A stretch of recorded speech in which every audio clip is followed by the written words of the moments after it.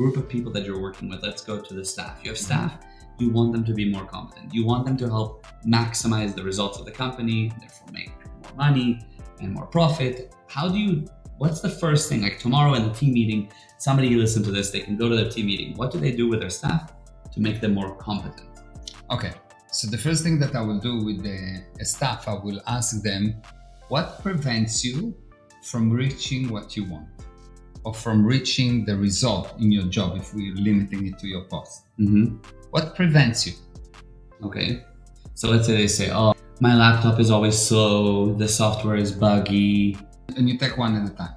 Okay, so the software is my laptop is slow. very slow. Okay, Yeah. good, excellent. How slow it is?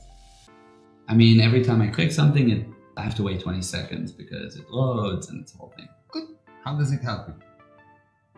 How does it help me? I get to take a sip of my coffee whenever that happens. Okay, good. How else does it help you? I get to not work as hard. Okay, very good. How else does it help you? Okay, so you ask them that. So you run with them, how does it help you? In the beginning, they will not really realize that it could help them. They think it is from something that's happening from Allah, from God, from like divine intervention. Yeah. But if you check anything that happened to you that is not optimal, actually helps you in some way, in an insane way, but it helps you. This is something that's very hard to realize, but maybe I will tell you a story about a friend that really put this thing into perspective.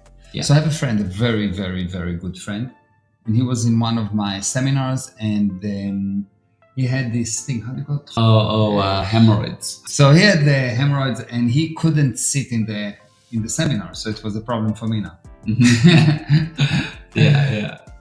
And I sat with him, and he told me, well, I have this thing for a long time, and there's nothing, I can do nothing about it, blah, blah, blah, blah, blah. And I said, okay, fine. How does it help you? And he looked at me and he said, look, I already love you, Meir, but this is stupid. Yeah. It doesn't help me. It's painful. Yeah. I said, I understand. How does it help you? He said, really, Meir, I appreciate you. You're a good man. You're smart. But this is really, really, really stupid. It does not help me. Yeah. And I said, okay, I understand. How does it help you? Wow. Yeah. And he says, it doesn't help me. There is no way that this thing will help me. This is bad. It's even not smelling well. It's bad. It's like, it's also in the wrong place. Yeah. Like, Yes.